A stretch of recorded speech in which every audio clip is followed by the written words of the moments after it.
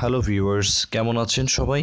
যে যেখানে যে অবস্থাতেই আমাকে শুনছেন সকলকে আমার চ্যানেল টিউলিপ এডুকেশনের পক্ষ থেকে জানাচ্ছি স্বাগতম। আমি বরাবরের মতো আজকেও আলোচনা করতে চাচ্ছি পঞ্চম শ্রেণীর গণিতের তৃতীয় অধ্যায়। ইতিপূর্বে টিউটোরিয়ালটিতে আমি 7 নম্বর এবং 8 নম্বর অঙ্কটি নিয়ে আলোচনা করেছি অধ্যায়ের। আমি আজকে আলোচনা করব 9 এবং 10। আশা করছি সকলের সাথে থাকবেন এবং টিউটোরিয়ালটি ভালো লাগলে কষ্ট করে একটি লাইক দিয়ে আমার টিউটোরিয়ালের ব্যাপারে আপনার যদি কোনো অনুভূতি থাকে অবশ্যই সেগুলো কমেন্ট সেকশনে জানাবেন। ঠিক আছে, আজকে তাহলে আমরা আলোচনা চলে যাই। আমাদের 9 নম্বর অঙ্কটি, বইয়ের অঙ্ক, সেটি বলছে যে রাজু ও রনির একত্রে 690টি লিচু আছে। রাজু অপেক্ষা রনির 86টি লিচু কম আছে। রাজু ও রনি প্রত্যেকের কয়টি করে লিচু আছে?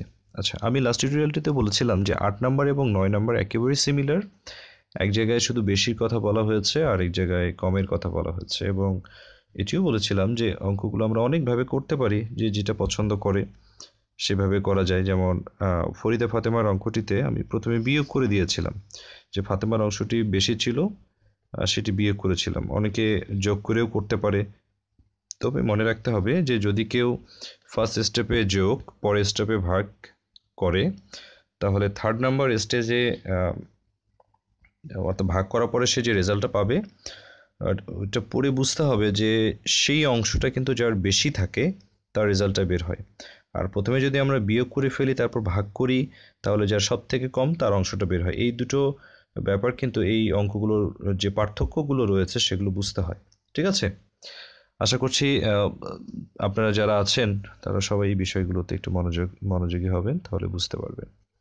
ওকে, রাজু ও রনির তাহলে 690টি লিচু আছে এবং রাজু অপেক্ষা রনির 86টি লিচু কম আছে। তার মানে রাজু অপেক্ষা রনির 86টি লিচু কম আছে মানে কি?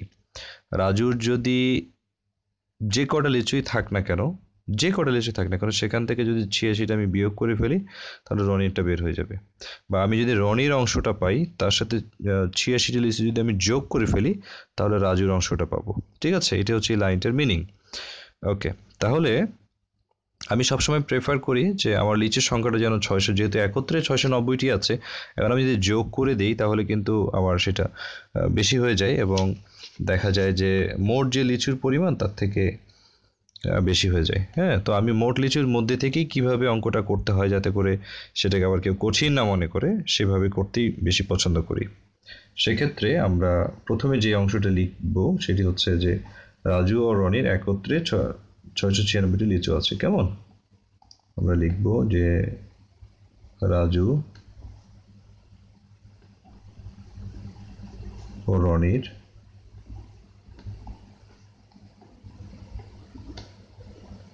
একত্রে আছে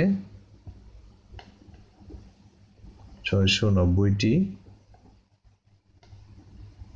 লিচু।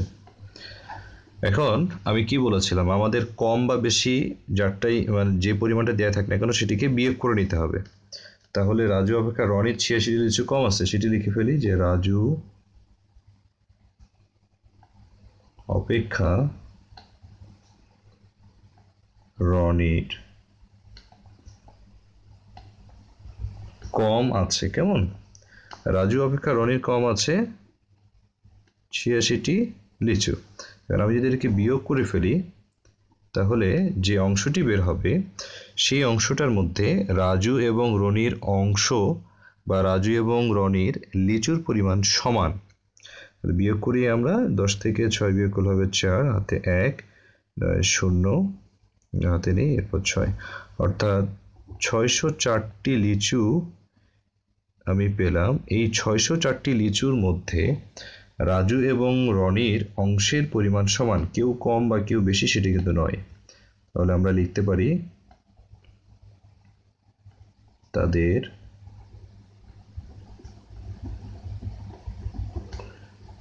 সমান সমান আছে। সমান সমান মানে একেবারে সমানভাবে আছে। কেমন? সমানভাবে আছে 604টি লিচু।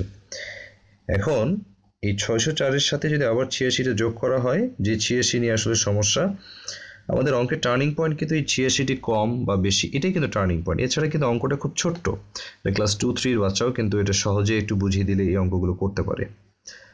তো 604-এর সাথে 86 যোগ করলে কিন্তু আবার 690 হয়। ঠিক আছে, এই জন্য 86-কে আমি বিয়োগ করে ফেলেছি। বিয়োগ করার পর যে অংশটা পেয়েছি সেই অংশটার মধ্যে রাজু এবং রনির লিচুর পরিমাণ সমান।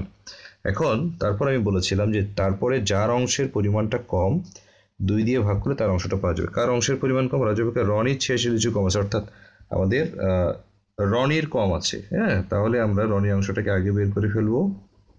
তাহলে আমরা লিখবো রনির আছে বা রনির লিচু আছে। কি করতে হবে? এই 604-কে 2 দিয়ে ভাগ করতে হবে। ওকে, কেন 2 দিয়ে ভাগ করতে হবে? যেহেতু এখানে দুইজন ব্যক্তির কথা বলা হয়েছে এবং সমান অংশ থেকে যারটা কম তারটাকে সমান, এখানে তো সমান, তাহলে রনিরও সমান রাজুরও সমান এই অংশটার মধ্যে। ঠিক আছে, সেই জন্যই আমরা যারটা কম আছে তারটা আগে বের করে নেব, যাতে করে যার বেশি আছে পরবর্তী সংখ্যাটা এই 86টা যোগ করে দিয়ে তারটা পাওয়া যায়। তো 2 দিয়ে এখন 604-কে আমরা ভাগ করব। রাফটা অবশ্যই পাশে করাটা ভালো। 604, 3 2 6 মিলে গেছে। এরপর উপর থেকে নেমে আসবে 0, ভাগ করা যায় না, তারপর আসবে 4। খুব মজার একটা ভাগ এবং বোঝার মতো একটা ভাগ আমি মনে করি। যখনই আমরা উপর থেকে 0 নামালাম, ভাগ করতে পারছি না, হ্যাঁ, এবং 4-কে নামালাম, অর্থাৎ দুটো সংখ্যা যখন আমার নামাতে হচ্ছে, নিচে লিখছি আমি একসঙ্গে, তখন অবশ্যই এখানে একটা 0 দিয়ে দিতে হবে। আমি আবার বলছি, যখন দুটো সংখ্যা একসঙ্গে ভাগ করার ক্ষেত্রে ব্যবহার করা হচ্ছে তখন 0 দিতে হবে। যদি বিয়োগ করে একটা পেতাম তাহলে আলাদা কথা। এরপর আমরা লিখব 2 দিয়ে 4, 2 দিয়ে 4, ওকে, মিলে গেল, অর্থাৎ 302টি। আচ্ছা, 302টি কার লিচুর পরিমাণ? রনির লিচুর পরিমাণ। ঠিক আছে, যেহেতু রনিটা কম ছিল এই জন্য রনিটা বের করে ফেলেছি। তাহলে আমরা প্রশ্ন থেকে বুঝতে পারি যে রাজু অপেক্ষা রনির 86টি লিচু কম আছে, অর্থাৎ রাজুর বেশি আছে 86টি। তাহলে রনির যা থাকবে তার থেকে 86টি বেশি হবে। অতএব রাজুর লিচু আছে। কি করতে হবে? রনির যাই থাকবে বা যা বের হবে তার সাথে 86টি যোগ করে দিতে হবে। ঠিক আছে, অর্থাৎ আমরা যোগ করছি 6 এবং 2 8, 8 0 8 3, এতটি, 388টি। অর্থাৎ আমার অঙ্কটা কিন্তু শেষ হয়ে গেল। এখন কেউ যদি এই অঙ্কটাকে প্রথমে আমি একটু জায়গা রেখেছি এটা একটু করে দেওয়ার জন্য, এই জায়গাটার মধ্যে আশা করছি হয়ে যাবে। প্রথমে যদি আমাদের কি করে ওই 690 এর সাথে 86 যোগ করে, তাহলে কি হচ্ছে? 6 0 6, 8 9 17 7, হাতে 1, 6 1 7, অর্থাৎ 776টি লিচু হবে। এই 776-কে যদি কেউ 2 দিয়ে ভাগ করে সেক্ষেত্রে রেজাল্ট যেটা হয় সেটা হচ্ছে 3 2 6, 1 7 17, 8 2 16, 1 6 16, 8 2 16, অর্থাৎ 388টি। অর্থাৎ প্রথমে যদি কেউ মনে করে যে না আমি বিয়োগ না করে যে যোগ করি তাহলে অঙ্কটা করা যাবে কিনা, হ্যাঁ 100 বার করা যাবে। বিয়োগ না করে যোগ করলে লিচুর পরিমাণ কিন্তু বেড়ে যায় 776টি, কিন্তু তাদের একত্রে আছে 690টি। এই জন্যই কিন্তু আমি করতে চাই না যে একত্রেই থাকার কথা 690টি, সেখানে আমি যোগ করে লিচুর পরিমাণ বাড়িয়ে দিচ্ছি। সেই লিচুর পরিমাণটা যে বাড়িয়ে দেওয়াটা কি আমার মানে লজিক্যালি ঠিক কিনা? আসলে অঙ্ক করার ক্ষেত্রে কিন্তু এই নিয়মটা ফলো করলেও হয়। ওকে, কিন্তু এক্ষেত্রে যার লিচুর পরিমাণটা বেশি তারটা কিন্তু আগে বের হয়ে যাচ্ছে, যে রাজুর লিচুর পরিমাণ বেশি 388টি, আমরা কিন্তু রাজুরটা পরে বের করেছি, কিন্তু এক্ষেত্রে 388 আমার আগে বের হয়ে যাচ্ছে। এখন কেউ কি ডিসিশন নিতে পারবে যে এই 388টি আসলে রাজুর লিচু অথবা রনির লিচু? কেউ তো ভুল করে লিখে দিতে পারে যে এটা রনির লিচু, তখন আবার কি করবে? সে 388-র সাথে আবার 86 যোগ করে রাজু লিচুটা বের করতে চাইবে, কারণ রাজু লিচুর পরিমাণটা বেশি। সেক্ষেত্রে কিন্তু আবার রাজু লিচুর পরিমাণটা আরও বেশি হয়ে যাবে। ঠিক আছে, কিন্তু আমার পরে আর যোগ না করে আবার 86 আমাকে বিয়োগ করতে হবে। বিয়োগ যদি করি আমরা, তাহলে আমরা পাবো 2 0 3, অর্থাৎ 302। বিয়োগ করে পেলাম 302। তাহলে এই যে লাস্টে যে আমাকে বিয়োগ করতে হবে সেটি কিন্তু আমার মনে রাখতে হবে, কারণ এই ভাগ করার পরে প্রথমে আমি রাজুর অংশটা পাচ্ছি, কিন্তু ভাগ করার পরে যে রাজুর অংশটা যে আমি নিচ্ছি বা রনি অংশটা নিচ্ছি না, এটা কিন্তু মনে রাখার বিষয় রয়েছে যদি যোগ করে ফেলি। ঠিক আছে, ওকে, দুটোভাবে করলেই অঙ্কটা হবে। ওকে, এখন খুবই ইম্পর্টেন্ট একটা অঙ্ক, 10 নম্বর। আমার মনে হয় ক্লাস 5-এ যারা অঙ্ক শুরু করেছে এখন পর্যন্ত এই চ্যাপ্টারের 9 নম্বরের পরে 9 নম্বর পর্যন্ত এসছে, 10 নম্বরে আসে নাই বা 10 নম্বর শুরু করবে, এই পর্যন্ত যারা অঙ্ক করেছে ক্লাস 5-এ সব থেকে ভ্যালুয়েবল ম্যাথস হচ্ছে এই 10 নম্বরটা, এবং বোঝার মতো ম্যাথস, খুব ছোট কিন্তু একটু ট্রিকি। ওকে, মা এবং পুত্রের বয়সের সমষ্টি 60 বছর, মায়ের বয়স পুত্রের বয়সের 3 গুণ, তাদের প্রত্যেকের বয়স কত? প্রশ্নটা একটু আবার ভালো করে পড়ি। মা এবং পুত্রের বয়সের সমষ্টি, অর্থাৎ মা এবং পুত্র দুইজনের একসাথে বয়স দেওয়া আছে 60 বছর, মায়ের বয়স পুত্রের বয়সের 3 গুণ। দেখো এখানে মায়ের বয়সও দেয়া নেই, পুত্রের বয়সও দেয়া নেই, কিন্তু মা নির্ভর করছে বা মা ডিপেন্ড করছে পুত্রের বয়সের উপরে। পুত্রের বয়স যাই হবে না কেন সেটি তার 3 গুণ, অর্থাৎ 3 দিয়ে গুণ করে দিলে মায়ের বয়সটা পাবো। তাদের প্রত্যেকের বয়স কত? যেহেতু কারো বয়স দেয়া নেই এবং মায়ের বয়স পুত্রের বয়সের উপর নির্ভর করছে, এই অঙ্কগুলোর ক্ষেত্রে আমি কিন্তু বলেছি এই অঙ্কগুলোর ক্ষেত্রে আমাদের মনে রাখতে হবে একটা বিষয়, যে আমরা জানি যে আমাদের যে কারো বয়স তার বয়সের 1 গুণ। যেমন আমার বয়সের ক্ষেত্রে আমার বয়সে 1 গুণ, অর্থাৎ 1 দিয়ে যদি আমার বয়সকে গুণ করা হয় তাহলে আমার বয়সই পাওয়া যায়। যে কারো বয়স তার বয়সের 1 গুণ, সেক্ষেত্রে কিন্তু পুত্রের বয়সও কিন্তু পুত্রের বয়সের 1 গুণ। ঠিক আছে, তাহলে আমরা সমাধানটা শুরু করি। আমাদের এই অঙ্কটার বিশ্লেষণে এই লাইনটা খুব ইম্পর্টেন্ট, যে মায়ের বয়স পুত্রের বয়সের 3 গুণ এবং সমষ্টি দেওয়া আছে এবং কারো বয়স আলাদা করে দেয়া নাই, বের করতে হবে। যদি একজনের বয়সও দেয়া থাকে তাহলে কিন্তু সহজেই অন্যজনের বয়সটা বের করা যায়, কিন্তু এখানে একজনের বয়সটা দেয়া নাই। ওকে, সেক্ষেত্রে আমরা কি করব, যেহেতু পুত্রের বয়সের উপর নির্ভর করছে মায়ের বয়স, আমরা লিখব পুত্রের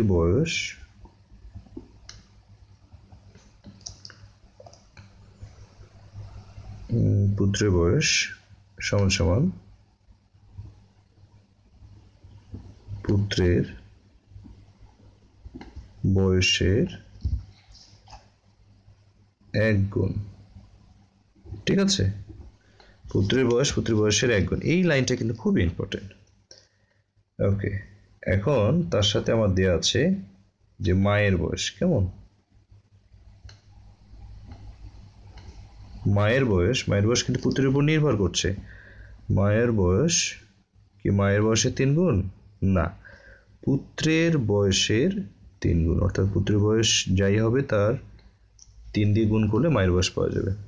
তাহলে এখন যদি আমি এই টার্মটাকে যোগ করে ফেলি, অর্থাৎ এখানেও আমি যোগ করব এবং ডান দিকে যদি যোগ করা হয়, কারণ এখন পুত্রের বয়স এবং মায়ের বয়স যদি একসাথে করি এই জন্য যোগ চিহ্ন দিয়েছি।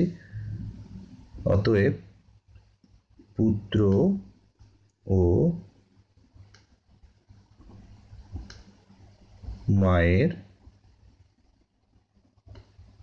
বয়সের সমষ্টি, যোগ চিহ্ন মানে কিন্তু সমষ্টি, হ্যাঁ, বা একত্রে মায়ের বয়সের সমষ্টি কি হবে? তাহলে তাদের দুইজনের বয়সের সমষ্টি হবে পুত্রের বয়সের 3 আর 1-এ 4 গুণ। এই লাইনটা ইম্পর্টেন্ট, একটু বুঝিয়ে দিই। পুত্রের বয়সের 1 গুণ, আমরা জানি যে কারো বয়সের 1 গুণ, মাতার বয়সে কিন্তু মাতার বয়সের 1 গুণ হয়। এখন আবার পরের লাইনে দিয়েছে যে মাতার বয়স পুত্রের বয়সের 3 গুণ, অর্থাৎ মাতা এবং পুত্র যদি এক জায়গায় করি যে মাতা এবং পুত্রের বয়সের সমষ্টি, তাহলে হচ্ছে পুত্রের বয়সের 4 গুণ। কিন্তু আমাদের এই বয়সটা কিন্তু আমাদের দেয়া আছে প্রশ্নের মধ্যে, যে মা এবং পুত্রের বয়সের সমষ্টি 60 বছর, অর্থাৎ আমরা লিখতে পারি একটা বিষয় ক্লিয়ার, যেহেতু এখানে বলে দিয়েছে যে পুত্র ও মায়ের বয়সের সমষ্টি পুত্রের বয়সের 4 গুণ, অর্থাৎ পুত্রের বয়সের 4 গুণ মানে কিন্তু 60 বছর। অর্থাৎ আমরা লিখতে পারি যে পুত্রের বয়সের 4 গুণ সমান সমান 60 বছর। কেন লিখতে পারলাম পুত্রের বয়সের 4 গুণ সমান 60 বছর? কারণ পুত্রের বয়সের 4 গুণ পুত্র ও মায়ের বয়সের সমষ্টির সমান, তাহলে পুত্র এবং মায়ের বয়সের সমষ্টি তো 60 বছর, তাহলে এই সমান সমান এই যে শুধু এই জায়গাটার মধ্যে 60 বছর আমি লিখে দিয়েছি। তাহলে পুত্রের বয়সের 4 গুণ যদি 60 বছর হয়, তাহলে সেখান থেকে আমরা অবশ্যই পুত্রের বয়স বের করতে পারবো। ঠিক আছে, ওকে। আচ্ছা, পুত্রের বয়সের 4 গুণ 60 বছর, অর্থাৎ পুত্রের বয়সকে যদি 4 দিয়ে গুণ করা হয় তাহলে 60 বছর হবে। তাহলে পুত্রের বয়স কি হবে? অর্থাৎ পুত্রের বয়স হবে 60কে যদি 4 দিয়ে ভাগ করা হয় তাহলে হবে পুত্রের বয়স। আবার বলছে পুত্রের বয়সকে 4 দিয়ে গুণ করলে হয় 60 বছর, অতএব পুত্রের বয়স হবে এই 60কে 4 দিয়ে ভাগ করলে যা পাওয়া যাবে তাই। 60 বছর সমান সমান 4 দিয়ে যদি ভাগ করা হয় 4 15 60। খুব সহজ ভাগটা, আমরা যদি কেউ না বুঝি তাহলে রাফ করেও নিতে পারি। এখন যদি আমরা মিলিয়ে দেখি যে পুত্রের বয়স আমরা 15 বছর পেলাম, আমরা একটু আগে দেখেছি যে পুত্রের বয়সের 4 গুণ সমান সমান 60 বছর। পুত্রের বয়সের 4 গুণ 60 বছর, মানে পুত্রের বয়স হচ্ছে 15কে 4 দিয়ে গুণ করলে কিন্তু 60 বছর হয়। তার মানে ঠিক আছে। এখন আমি আমার অঙ্ক কিন্তু শেষ 95%। 5% কি বাকি আছে? পুত্রের বয়স 15 বছর, সেটা কিন্তু আমি বের করে ফেলেছি। এটি কিন্তু আমাকে আগে বের করতে হতো, কারণ পুত্রের বয়সের উপর নির্ভর করছে মাতার বয়স। যেহেতু প্রশ্নে বলেছে মায়ের বয়স পুত্রের বয়সের 3 গুণ, অর্থাৎ পুত্রের বয়সটা আগে বের করে নিতে হবে, সেটাকে 3 দিয়ে গুণ করতে হবে। তাহলে আমরা এখন লিখব অতএব মায়ের বয়স হবে, পুত্রের বয়স গুণ 3 লেখা যায়, বা পুত্রের বয়সের 3 গুণ সরাসরি আমরা লিখতে পারি। পুত্রের বয়স যেহেতু 15, সেটিকে 3 দিয়ে গুণ করব, তাহলে মায়ের বয়স পেয়ে যাব। তাহলে 3 15, 15কে 15, 15 2 30, 3 15 45 বছর, অর্থাৎ মায়ের বয়স পেলাম, পুত্রের বয়স পেলাম। এটি কিন্তু আমাদের কাঙ্ক্ষিত উত্তর। আমি যদি কেউ ভেরিফাই করতে চায় যে 45 যোগ 15 যোগ করবো 5 হাত থেকে 1, 4 থেকে 5 থেকে 6, অর্থাৎ 60 বছর। আমার কিন্তু এই যে তাদের বয়সের সমষ্টি যে বলেছিল 60 বছর, সেটি মিলে গেছে। ঠিক আছে। আমার টিউটোরিয়ালটি যদি ভালো লাগে অবশ্যই আপনাদের কাছে একটি লাইক আশা করব, এবং যারা টিউটোরিয়ালটি দেখছেন আমার চ্যানেলটিতে সবসময় জন্য আপডেট টিউটোরিয়াল পেতে অবশ্যই আমার চ্যানেলটিতে সাবস্ক্রাইব করে এই ক্ষুদ্র মানুষটির পাশে থাকার চেষ্টা করবেন। আজকের মতো এখানে শেষ করছি। নেক্সট অঙ্কগুলো অন্য কোনো টিউটোরিয়ালে আবার করব। ততক্ষণ পর্যন্ত ভালো থাকবেন সকলে। ধন্যবাদ সকলকে।